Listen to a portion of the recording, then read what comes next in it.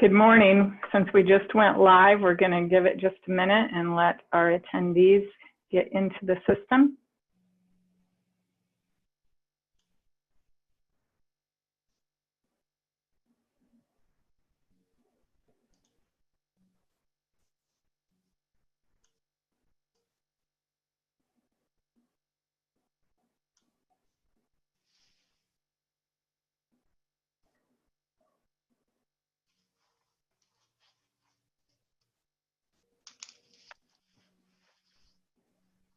And if you're just joining, we're going to give it just a bit yet to let attendees get registered and logged on. We'll start in just a moment.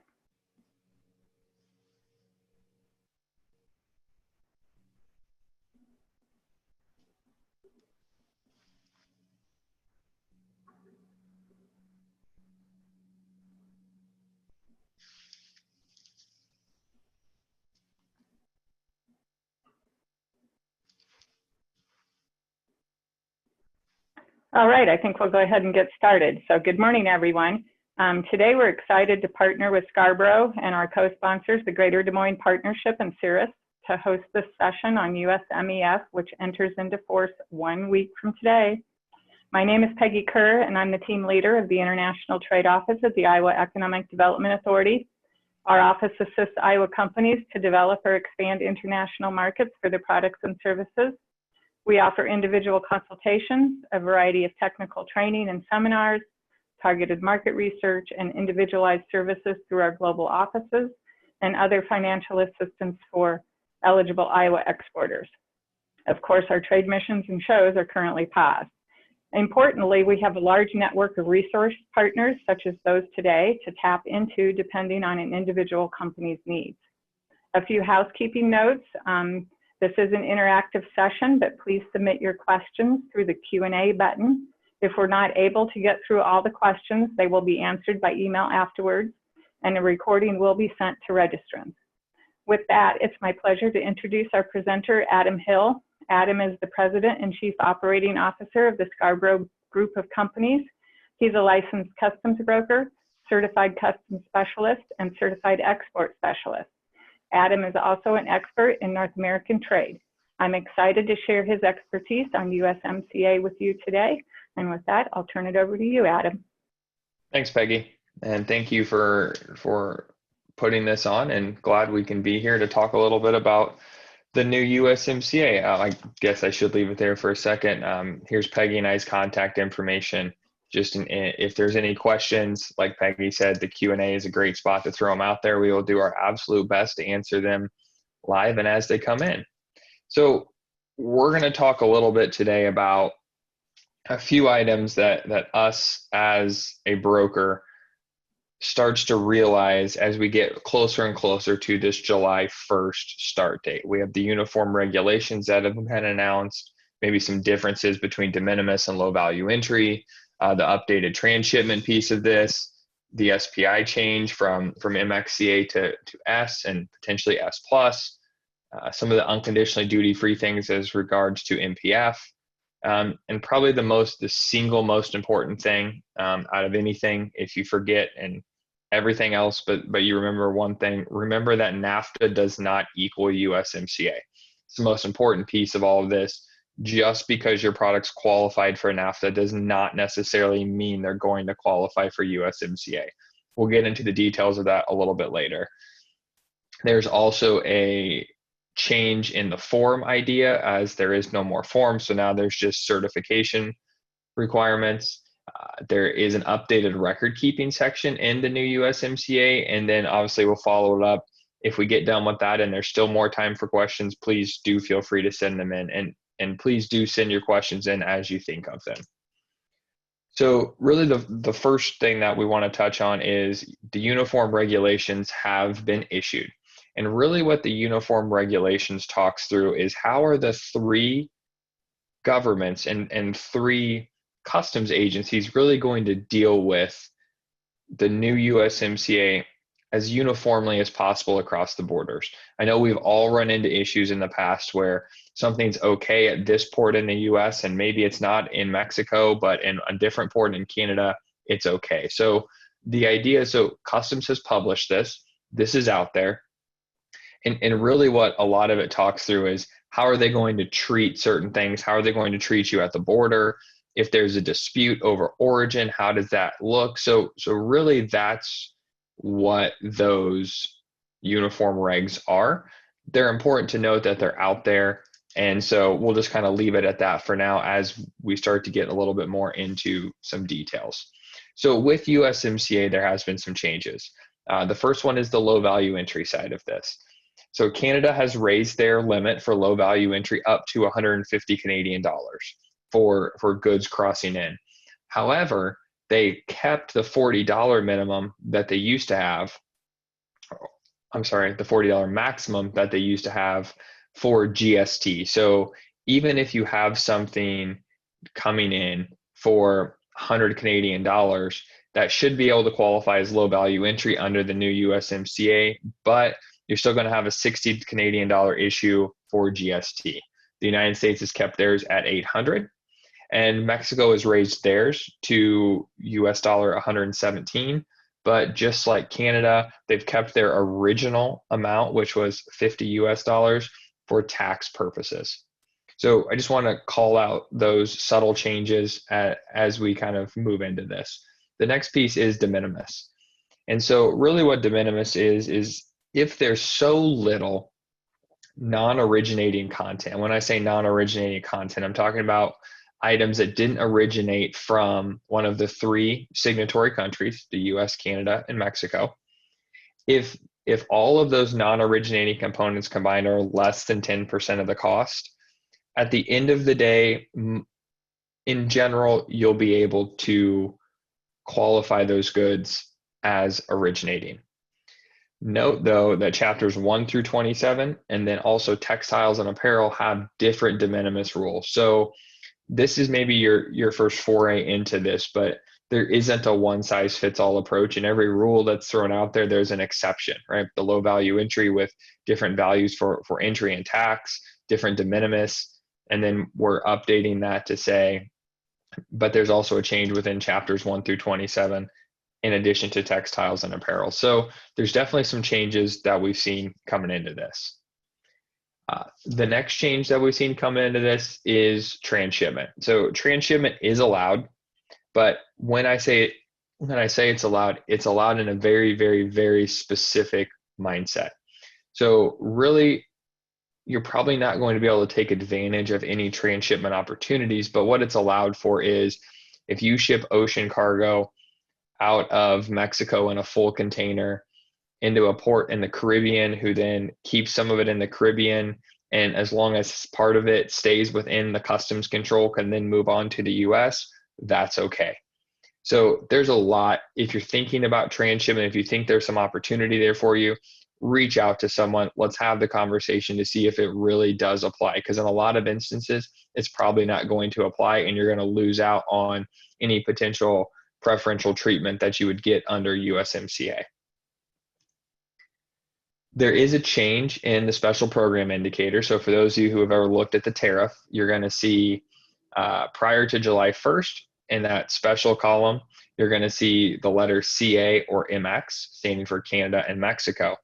Now that will be replaced with a simple S. So from that perspective, there is a change. So what does this mean? So for any of you that participate in any post-summary work, any reconciliation programs, any changes to past entries, we're going to need to be careful, because in a lot of instances, if you want to fix an entry that was done the day before, so June 30th, and then another one from July 2nd, you're going to have to do it twice, once for the CA/MX and once for the S. So just know that going in, that there is some changes. Here recently, there's also been an addition of S+, and really that gets into the areas where we're getting into some of these tariff rate quotas and things like that, that some of the governments have put on certain products. So if you have an item in there, it's going to be very specialized, and it's not something that we're going to go into great detail here in this conversation. The next piece of this is a really big change. And part of it, let me take that back. Part of this is a big change and part of it isn't. So the part that's not a change, that stayed from Nafta into USMCA, is the simple fact that there is no merchandise processing fee for originating goods. So that was the same in Nafta. Remember, merchandise processing fee is that 0.3464% of the total value of your goods. So that's a win. The other piece of this that's also no change, but maybe not a lot of people understand, is that if the item is already duty-free in the tariff, so you already don't owe duties, you're not going to see that S as a potential option for you to get it, for you to claim USMCA. However, you can claim it and get the reduction in your merchandise processing fee. Now, I'm going to throw out some caveats to this. One, if you do that, your item's unconditionally duty-free, you throw the S in there, so now you can also get the reduction in merchandise processing fee. The issue that you're going to run into is that the same claims, and you see it kind of there in bold orange, is these claims are still subject to the same certification and verification requirements as dutiable goods. So what does that really mean? That means that you have to still go through the same qualification procedures for an item that's already duty-free, no different than you'd go through to certify an item that's usually dutied at 10%. So I bring that up because merchandise processing fee is one of those fees that has a minimum and a maximum. The maximum is just over $500. I think it's right around five and a quarter right now. So is it worth that savings, especially on the low end of this, right? You have a $40 MPF bill. Is it worth the savings to qualify something to save that MPF if you're not 100% sure? And the answer, in my opinion, is always no. I'll give you a good example. We had a conversation with a client who was trying to claim this and get that MPF reduction, and it caused customs to then start to look into some other options to say, well, we don't think you're classifying the product correctly.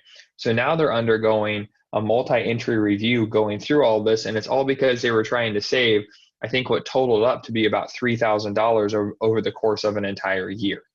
So while it sounds like a lot, you have to make sure that that claim is ultimately worth the compliance risk and the compliance work that you need to do in order to get something like this to happen. So that's a big piece. The other piece that's a big change that we really don't talk about on the slide is the fact that in Nafta, if you did any post-entry work, right, you claim Nafta after the fact or anything like that, you were allowed to also get the merchandise processing fee that you paid back. That is a big change into USMCA, because with USMCA, you cannot get that MPF back. Once you've paid that MPF in, it stays. Even if your good becomes a qualifying good, it doesn't matter. Whatever you've paid in on MPF is going to stay.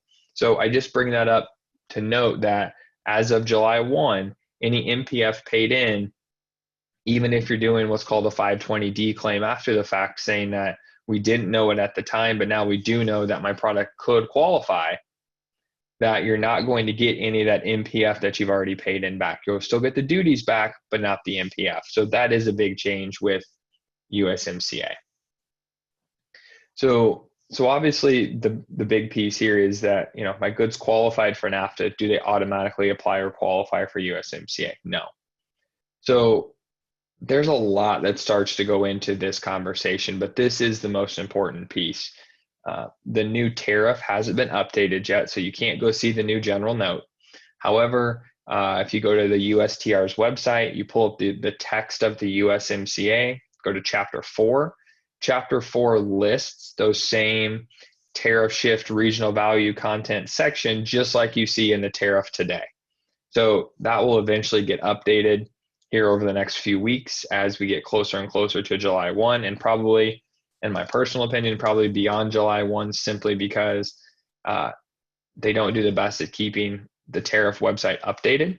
The new general note hasn't been published yet, and we're really not that far away from July 1st. So we don't anticipate any changes coming in and out of July 1. However, there is a lot that is coming down from the uniform regs, from U.S. Customs already producing their things. It's just going to get really memorialized in the general note, the new general note and the tariff. So if you have a question now, which you should have a lot of questions now, the best way to at least head towards your next decision is to go look at the actual text, chapter 4 of USMCA, and that's going to give you that same tariff section as you get into at the tariff. So the next piece of this is, I have a NAFTA certificate today. It was valid from January 1st, 2020 to December 31st, 2020. Is it still allowed? The answer emphatically from all three customs organizations has been no. So you can't give US Customs, Mexican Customs a NAFTA form after June 30th for any product that's going to cross, right? July 1 forward. They're not going to accept the NAFTA form as your certification for USMCA. So that is really, really important to remember. No matter what anyone, yeah. Sorry, just so you know, there was a question that came in earlier asking if there was some standardization with the certificate of origin that they're supposed to use, and I assured them you were going to answer that question. I will. We are headed there shortly. So going back, like I said, anything as of July 1st, we are going to have to use the new certification process. And we're going to really get into that here over the next few minutes. But so the big piece of this is there is no specific form required. So let's talk through that for a minute. The reason there's no specific form required is because customs, even Mexican customs, Canadian customs, at this point, we're about the data on the form, not the form itself. So we hosted a webinar a while back with an attorney, and him and I talked through this specific thing for a while. And really what we had both seen is the fact that a lot of people were relying on that form as, yes, this is okay to qualify. And then when we would sit down with them and say, well, where's your backup? Like, well, what are you talking about? I just filled out the form. Everything's good to go. So really what this new deal is all about is the fact that the data on the form is what becomes important, not the form itself. So when I say data on the form, there's a lots of different ways we can do this. Like I said, we'll start talking about through each one of these. But at the end of the day, there is no specific form required. So I know that's been a security blanket for a lot of people. Just know that now it's all about the data, not the form itself. So here's an example that we've put together because frankly, we've gotten probably 3,000 questions over the last month and a half that says, where's the new form? What's the new form look like? I need to get the new form filled out. So in light of that, we went ahead as Scarborough and produced a form. We've actually heard that customs has been asked this question so many times that they have thought about potentially producing a sample as well. But remember, this is not about form, it's about data. So there are 9 data elements that are required, and I'll walk through each of those here in a minute. They are laid out also in chapter 4 that I was talking about earlier. And it says that it also indicates that you meet all of the origin requirements as well. You can provide this information on a commercial invoice, which is a big change from NAFTA, right? You could provide this exact data set somehow on a commercial invoice. We wouldn't really recommend that. It really feels like your commercial invoice is going to get a little big and hairy and maybe not very easily read.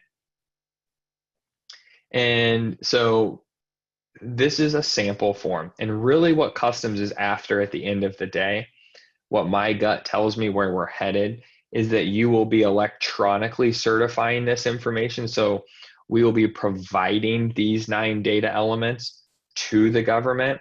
And then as your entries get filed, they're going to match your electronic certifications back to your entries. To me, that's where this comes in. So that's why there's no form. That's why it's all about the data. And that's really where all of this is going at the end of the day anyways.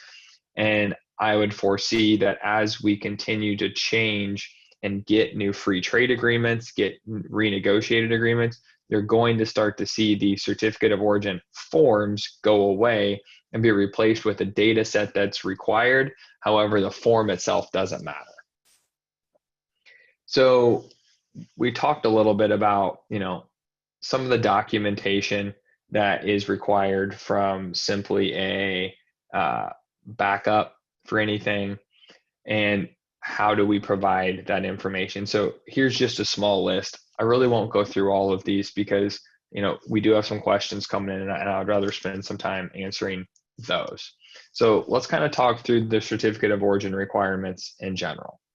So the first piece of this is the importer is actually allowed to certify, which is new. In Nafta, the importer was never allowed to certify. It had to be the exporter or the producer. The importer can now certify.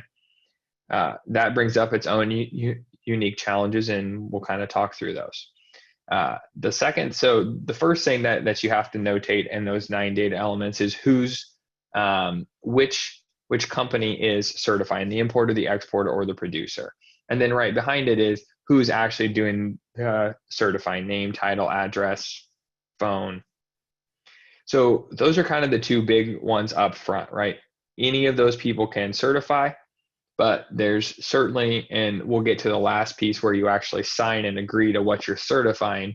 And there's some heavy legal language in there that we certainly need to be aware of. So we need an exporter. Now we get a ton of questions here, right? How do I know if I'm the exporter? If I'm not the exporter, what do I do? And this list kind of continues. So if you're not the exporter, you're probably the producer. So you can still complete this as a producer and leave the exporter information blank. Same with the importer, list various. So those types of things are okay if you don't know the exporter and you're just the producer. Obviously, if you're the importer, you're going to know at a minimum who the exporter was. You may or may not know the producer, depending on how your supply chain works and kind of what that buying structure looks like. So then we need producer. Now, this is where if you're the producer yourself, obviously if this gets completed, you understand exactly who's completing this. If you're the exporter, it is still okay to provide various or available upon request by importing authorities. Now, why are those 2 pieces important? So let's look at a wholesale retail type scenario where you sit and you buy from multiple producers around the United States. You then consolidate and sell to a third party in Mexico. You may not want that party to know who's actually making the goods that you're selling them, right? You want to keep your margin, you want to keep your business viable.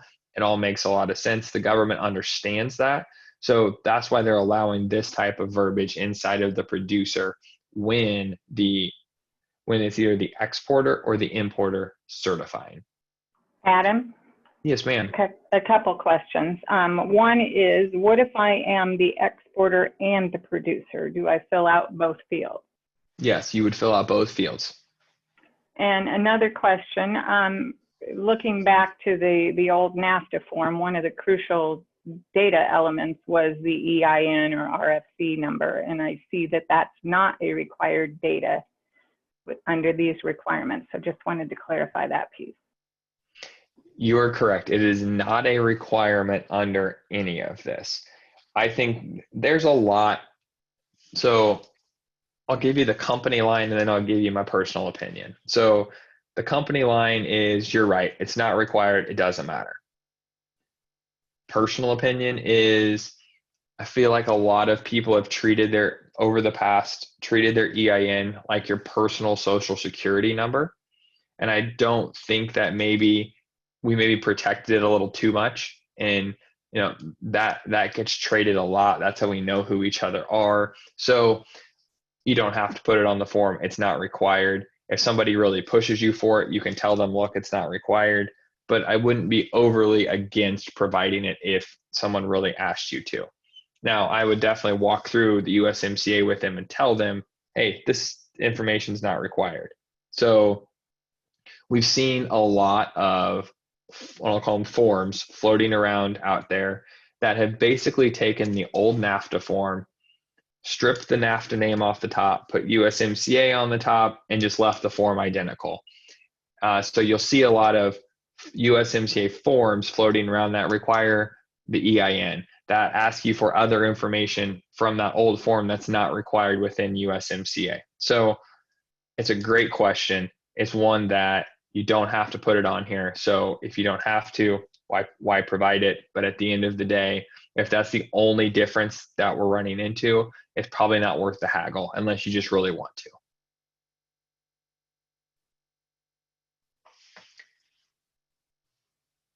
Obviously, we need the importer. This is the same kind of situation. You may, if you're the producer, you may not know who the importer is. That's okay. Then we get into description and HTS tariff classification of the good. Remember, we're only keeping this at the 6-digit level. We don't need 10 digits. We don't need 4 digits. We don't need 8 digits. We need 6 digits. As this data goes electronic, you're going to start to see these things where in the past, maybe we provided a full 10 or we only provided 4 and someone else filled in the last 2. You're not going to be able to do that anymore. So you need to start to understand your tariff at a minimum to the 6-digit level.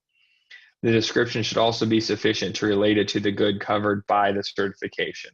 So we get a lot of questions here too is, what do you mean here? So there's a couple of ways to kind of look at this.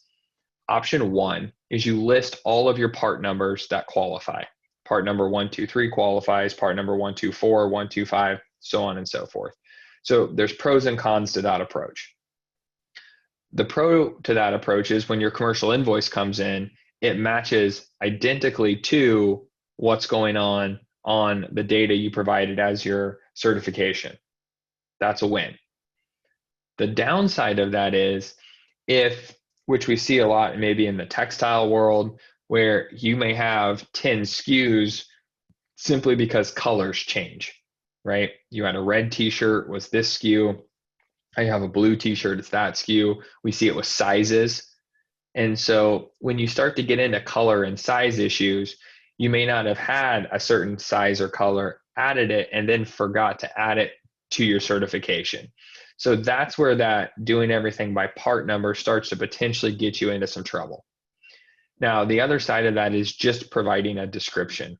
And so we ask everyone to just provide a description simply because, but it needs to be enough of a description for if a customs officer is looking at your commercial invoice, looking at the data you provided in your certificate, will it be put together and they understand that A on this equals B on that. And so when we get in, so I would highly recommend if you're going to just use description, you need to be relatively specific, especially if we can match it up to items on our commercial invoice. So maybe your description is red t-shirt, large, t-shirt color red, size large. T-shirt color this, size that. So if you put t-shirt, that's going to cover some things. But the farther you go down in the description, you're going to run into some of that issue. Now on the back side of that is if your description's too vague, because everyone says, I'll just put a really broad description. Well, at that point, you may be certifying something that doesn't actually qualify and could get yourself in trouble that way. So that is really important to kind of notice. And I did just see a question roll in here about the 6 digits if they're needed. Will it cause an issue with sending 10? Technically today, the answer is no. When this goes electronic, which I don't think we're that far off of, the answer will certainly be yes. The other issue with providing 10 is that the 10-digit tariff numbers don't match exactly between Mexico, the US, and Canada. The first 6 should match, the last 4 probably aren't going to. That's simply because those last 4 are set there from each individual country's statistical reporting requirement. So that's really what those last 4 do. The first 6 say, what is it? The last 4 say, provide more insight to the importing country on what should this actually look like. So a couple more questions, Adam. So if my shipment and therefore my invoice contains items that both originate under USMCA and don't originate under USMCA, is it the same as under Nafta, where my invoice is going to include all items, but my data set for USMCA is only those that originate? Perfect. Most people confuse that the other way. So whoever sent that in, you're already doing a very good job. Most people say, oh, I'll just put everything on the certificate and just put China as the country of origin. That's not how this works. So the only thing you're certifying is goods that can certify for USMCA. Your commercial invoice didn't have to change. The only reason your commercial invoice potentially would change is if you wanted to add some of these certification statements to the invoice itself. Back to your discussion on part numbers. Should I avoid adding part numbers to the data submission? You know, to me, I see a lot of value in it, because to me, it makes a lot of sense. If you want to make sure that you are 100% compliant, whoever you're providing it to is 100% compliant, it's the easiest way to do that. You just have to make sure, if you do part number, you have a mechanism in place that you're always checking that. And if a new part number gets issued, even if it's just a subset of something that you've already qualified and maybe the color's different and nothing else has changed, you know it still qualifies. We just need to make sure that you have some mechanism in place to update your certification that says, hey, this new part number also is certified. So I think it's really a business case for individual companies and what their level of comfort is with providing that part level detail. As a broker, from my side, I want that, because for me, it helps make sure that my team doesn't potentially make a data entry mistake. It allows us to put some systems in place to say, hey, you as my customer provided me this list of 10 part numbers that do qualify. There's an 11th part number. If you want it to qualify, I'm going to have to come to you and ask you the question, because it's not on the data you provided us. So as a broker, I really like part level data. I feel like it keeps everything very clean.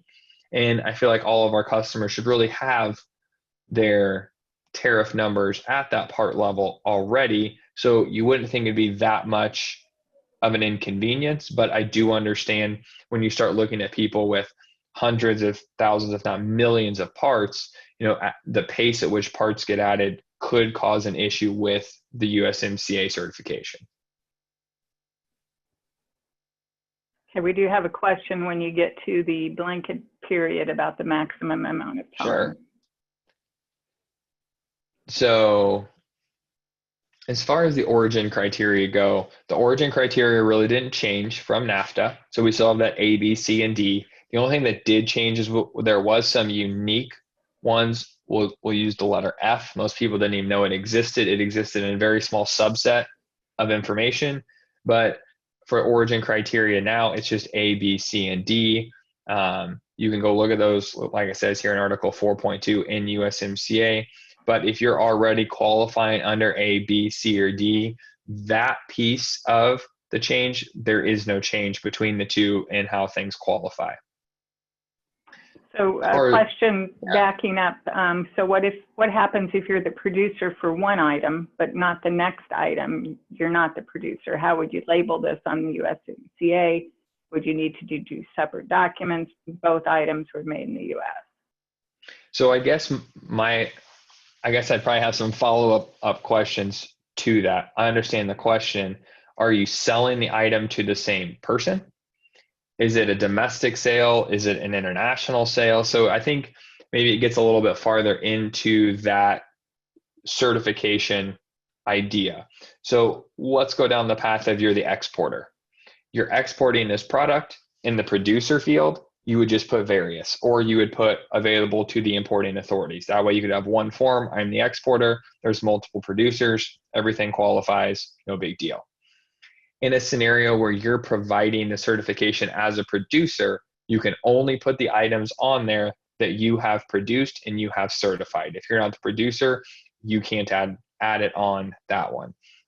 So if you're not the producer, like for example, you're buying something from someone else, this is where, and I think this is where this whole idea of, I think it's a great question, and it goes a little bit deeper into where I truly believe our government's trying to go. And it's really about knowing your supplier.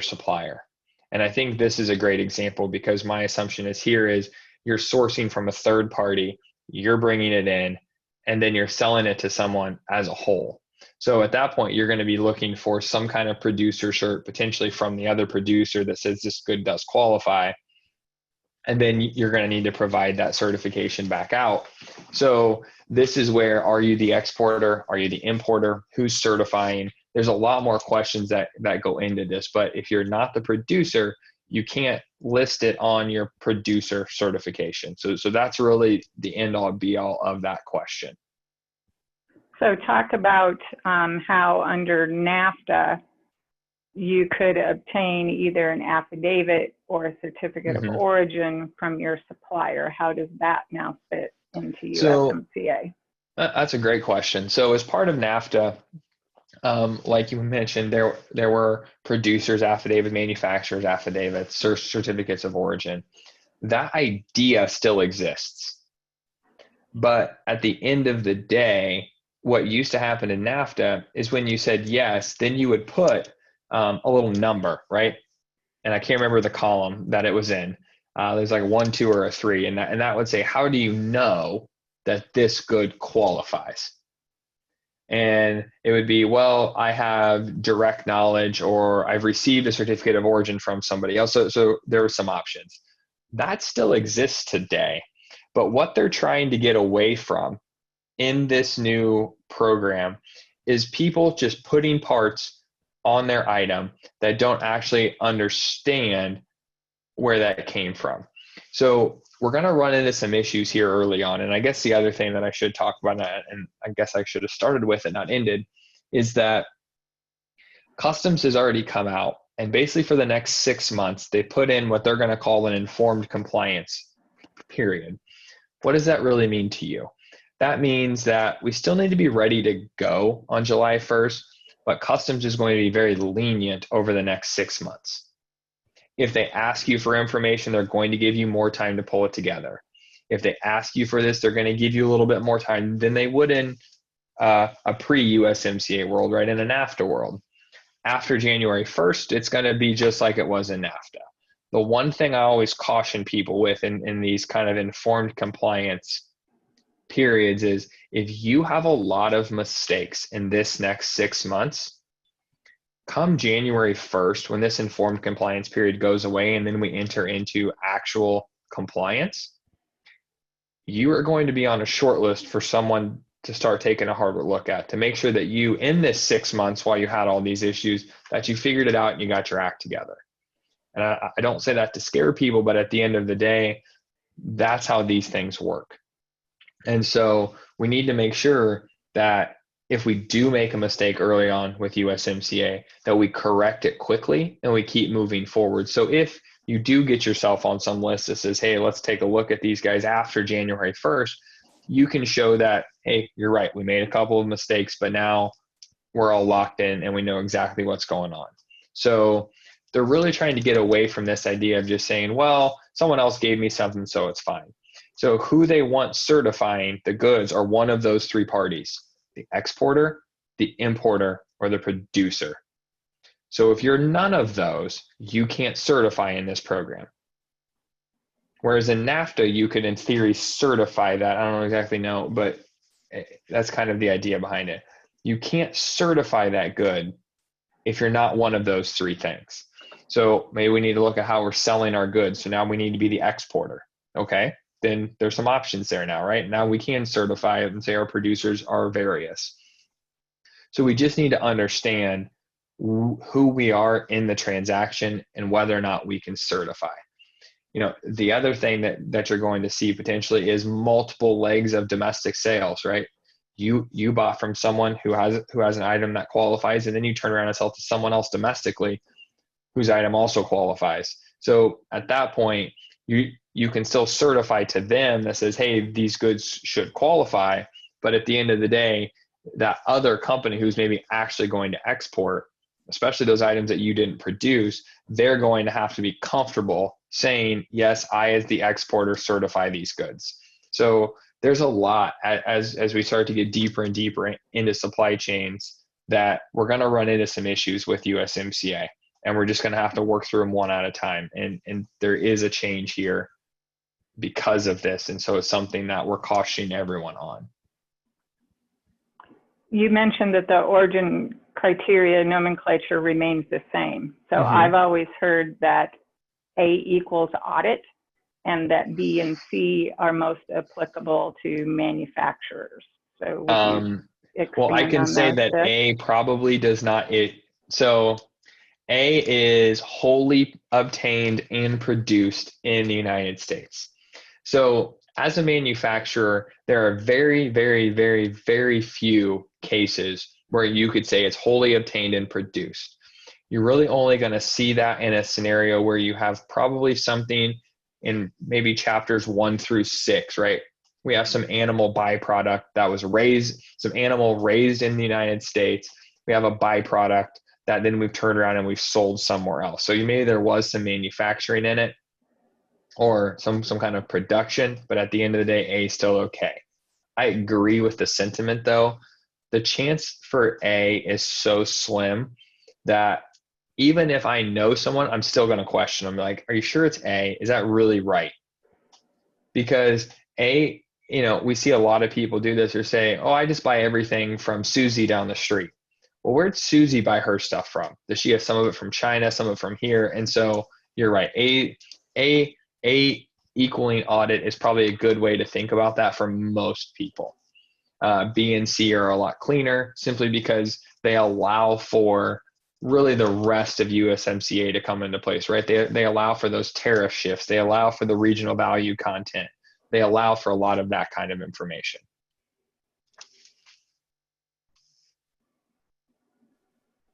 No more questions at the moment. All right, perfect. So we'll roll on to blanket period here. So the blanket period is no different than NAFTA. It can reach up to a year in time. So we're already getting a lot of questions like, well, what do I do July 1st? So I think what you're going to see a lot of people do July 1st is issue a blanket certificate that runs them through the end of December. And then as of January 1, they'll have a new blanket certification that lasts through December 31st of 2021. So that's kind of what we anticipate. It really doesn't matter, but there is a max amount of time for the question that did come in, and it is just 1 year in length. So just a 365-day run. Now, it doesn't matter if you want to use July 1 as your new certification time and you just want to use that going forward, that's okay too. You could run a July 1 through June 30 of the following year, and that blanket period's okay. So the last piece of this idea of certification is an authorized signature and date. And I try not to read things that I put on slides in general, but I do want to read this just because I think it makes you understand what they're after. And it's that I certify that the goods described in this document qualify as originating, and the information contained in this document are true and accurate. I assume responsibility for proving such representations. So basically at that point, what you've said is, look, either US government, Canadian or Mexican government, I'm agreeing that I have all of my backup in place. And if you ask me for it, I'm going to provide it. And I'm going to maintain and present it upon any request or during a visit, any documentation necessary to support the certification. So make sure you understand what you're signing before you sign it. We had a lot of people, and this really goes back to that form idea, right? The form at the end of the day was a pin whip. This section was the wording here is actually very similar to the old NAFTA form, if not identical, but it was small print. All you could really see is the section that said sign. People would sign it and move on. So for us, making sure that this is called out and you understand what you're signing is really, really, really important. So go ahead. Under NAFTA, not only was the company liable, but the individual that signed the certificate was liable as well. Since under USMCA, there's no prescribed form, you're submitting data. What's what's the legal responsibility, penalties? How do those come into play? It's going to be very similar to NAFTA. They haven't really walked through what this is going to look like yet. I think we're still seeing some stuff, but at the end of the day, if you're consistently signing something that's wrong, they're going to look at your company, and then your company's going to look at you and say, wait a minute, why are we doing this? And was it a bad actor inside a company and someone was being fraudulent, or was it just a company that didn't understand? So there's a lot of nuance that goes into that type of a deal, but it's certainly something that, you are representing as the signer by title, because your title, your email, if we go up a couple of slides here, name, title, address, including country, phone, and email, right? So all that information is required of who did this. So you're going to have to be able to answer questions, because one of the pieces in, I believe it's chapter 7, talks about customs and trade facilitation. Well, a big piece of that is data sharing between the three governments. So what they're after is that certification that went into Mexico, where the Mexican government realizes that something doesn't qualify. Now they're going to be able to track down who issued that certification. And part of that is they will be able to now request the US government come and visit your facility to say, you're certifying things that don't certify. Where else are you doing it wrong? So just know that there is a lot more data sharing. There's a lot more collaboration between the three governments within the new document that didn't exist in the old NAFTA.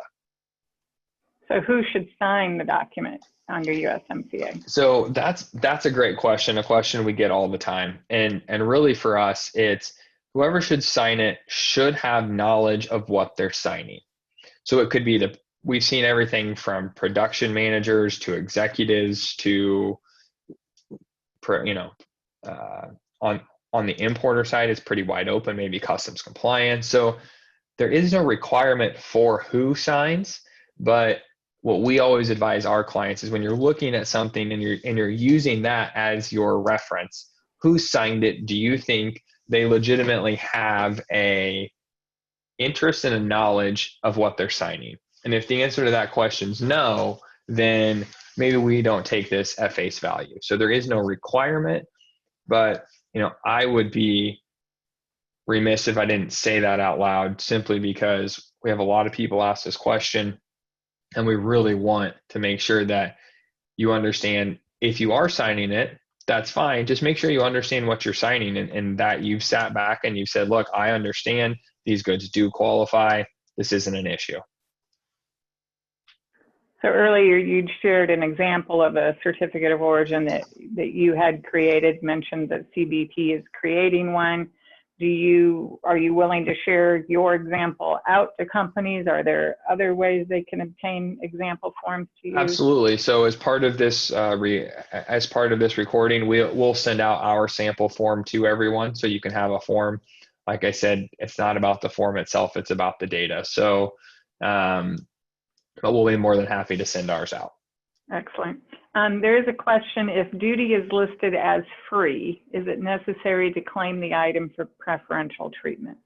No, that goes back to our original conversation about MPF and merchandise processing fees. So at the end of the day, you don't have to claim it if you don't want to.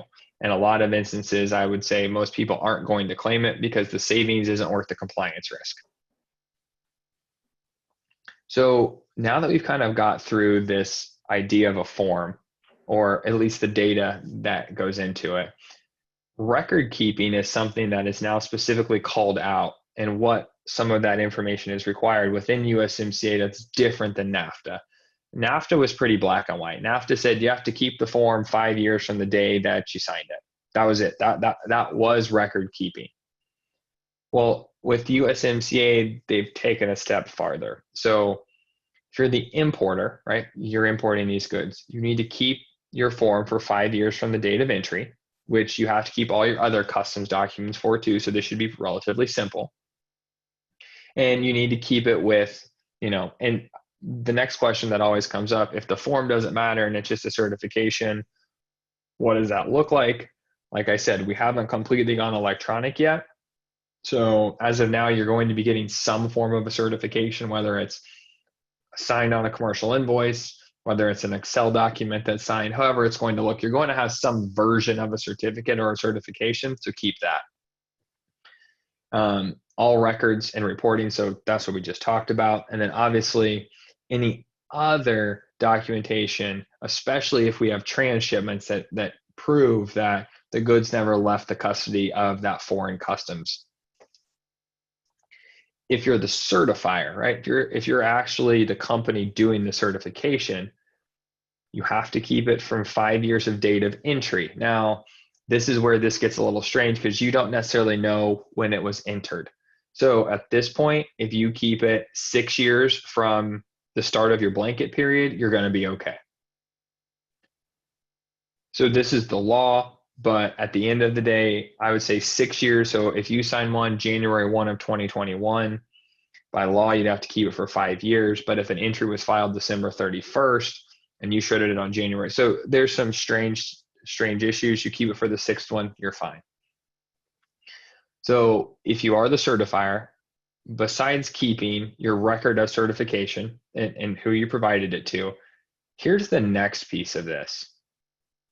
The purchased cost value, any shipping payments for the goods, if we produced it, any indirect material, any material buy, we're talking bills and materials, things like that. And then at the end of the day, how was it sold? What backup do you have that show, yep, it went out on this, it went like this. So there's a lot that goes into when you're the certifier now, what backup you need to keep. So let's make sure, I know we have a bunch of questions and I'm going to hit on this one more record keeping piece and then we'll pop kind of right back in here to all these questions coming in. But if you're the certifier, there's a lot that goes into this. If you're an automotive certifier, there's even more. Then we start talking about labor value content. Then we start talking about steel and aluminum. So there's a lot that gets into this record keeping piece that we need to be aware of as just the certifying entity. And how do we know that our goods are actually qualify? What's interesting about this is you bring this up and everyone gets a little scared. Like, we don't keep any of that now. We're not doing this now. This is a whole change. It shouldn't be, because to properly have qualified your goods for Nafta in the first place, you needed all of this for the last 2 plus decades, almost 3, right? It was done in 94. So for the last 26 years, you've needed this information. It just wasn't specifically called out.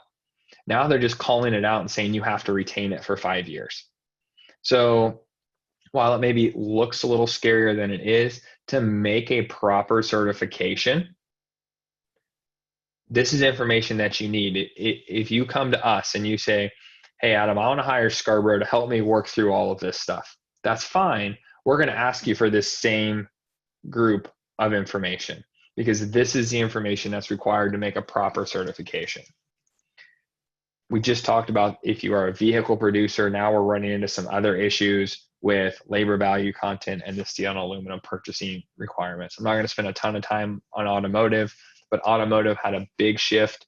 Textiles had a big shift in the new agreement. So we've talked a lot about this idea of a certificate of origin, and I know there's a lot of questions coming in. So the first one, that's a good one, is can the authorized signature be electronic on the form, or does it have to be actually signed? Electronic signatures are okay. They have said that they understand that that's how business works today, so electronic signatures are okay. The next one is, do I need to keep a copy of each certificate that we send, or just the certifications to back that up? I would keep a copy of what you send out, just because you want to know who you've provided it to. With the amount of data sharing that is now allowed in between the two governments, it's something that I would want to make sure that I know who I provided that information to. So if they used it inappropriately, you have an idea of who you sent it out to. The next one is, I buy oats from Canada and the US, process, and then send some of the processed item back to Canada. Can I use both countries in the country of origin? Good question. But if we go back to that form, do you know what's not included on that form is country of origin? All that's included on that form is, are you certifying that this product qualifies for USMCA? So that's a big change, that you're not putting US, CA, HIMAX, or both, or I should say multiple, in that country of origin column, because there is no more country of origin requirement on the data set. Because the idea of this entire program is simply, with the data set, is you're just certifying that the product qualifies for the program. You're not certifying that it's Mexican origin. You're saying that I'm certifying that it qualifies for USMCA and it meets all of the requirements for USMCA.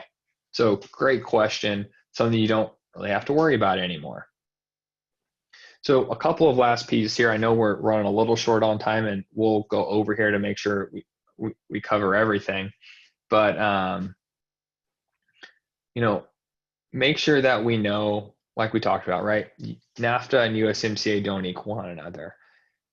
There's some really interesting pieces coming out from the government, specifically the US one, about Section 301, right? Section 301 are those Chinese tariffs that have gone up to 25% in some instances, 7.5% in others. There's exclusions out there. So there's this whole mess that is Section 301. Whether you like it or don't like it, it's here to stay, I think, for a little bit. In general, though, in theory, depending on how everything comes in, you could have an item that qualifies for USMCA and also have to pay 301 duties on a piece of that is Chinese origin. So I'll say that again. In theory, there are instances where you could have a good that you can certify as qualifying for USMCA, but also have 301 duties owed on that same item because of their Chinese origin. So that's a big piece of this. So it's something that we're really going to have to look at case by case, because what you've seen a lot in, we've talked about this when Section 301 came out a long time ago. I said this forever ago, is business people aren't dumb. They're going to find a way around, legally find a way around these 301 duties from China. The first thing a lot of people did was say, I understand now that if I can ship this stuff to Mexico, we can do some, or even Canada. I think Mexico's been a bigger winner in this 301 space, is that, they're coming back with to say, okay, we ship some of our material from China to Mexico. We do so much value add in Mexico. There's so much processing. When we do our regional value content calculations, our product can qualify now, and we move it into the US duty free. And that was perfectly fine. There are situations within USMCA now that would say you can continue to do that. However, that item that came in from China, you still owe 301 duties on. So there's some unique things that are getting ready to sit up in here. There's also some changes. US Customs is starting to revoke some past decisions within the Chapter 98 sections on repairs, alterations, returns. So it's something that we're just keeping a close eye on as we get closer to this January 1 date. What's going to really change in the next 6 months for some of these more nuanced technical areas of NAFTA that you were previously able to claim? Are you still going to be able to claim USMCA? So there's a lot really that goes into that. So there's a few more questions here that I'll be happy to answer. It's a great question. Where the producer of the goods ship within the USA to the outside warehouse, certifier sets up the freight to Canada. Who's the exporter, the certifier, or the outside warehouse? So this is really, and this is probably a great question to end on, because it's relatively technical, but it kind of hits across all of the USMCA. So the first thing when we start talking about exporter that we have to understand is we need to follow the money of the transaction. So if you're in the United States and you're selling to your customer in Canada and you're getting paid from that customer in Canada, you are the one causing those goods to be exported. You are the one running that scenario. Even if you're delivering to a domestic site, you're the one causing those goods to be exported because it is an international sale. Where you may not be the exporter is in a situation where you're selling to a US entity who also happens to be maybe the subsidiary of that Canadian customer. In that case, the sale was a domestic transaction. If the sale is a US domestic transaction, you are no longer the exporter in that scenario. So really, it's all about figuring out and following the money of that transaction. And what does that look like? So in this scenario, when we ship to the outside warehouse, we don't necessarily know because it's all about where's the money coming in, right? How does the money flow? And then we can make some of those decisions as we move forward. And I think we've actually ended spot on time. So Peggy, once again, thank you very much for putting this on. And I think I'm glad we had a lot of questions come in. We had a lot of good questions. We will be sending this out. The uniform regulations link will be on there as well. We'll send out a copy of our certification form sample that you can use. With that, once again, Peggy, thank you very much for putting this on and sitting on here with me. And maybe the next time we do these, we can finally do it in person again. I look forward to that. And Adam, I want to thank you once again very, very much for sharing your expertise with our Iowa companies. We very much appreciate your willingness to do this. And just a reminder, next week, July 1st, we have a global ag-focused webinar with Secretary Nag and 2 ISU economists. And then the following Wednesdays in July, we'll be hearing from Korea, Australia, and South Africa on the current market conditions.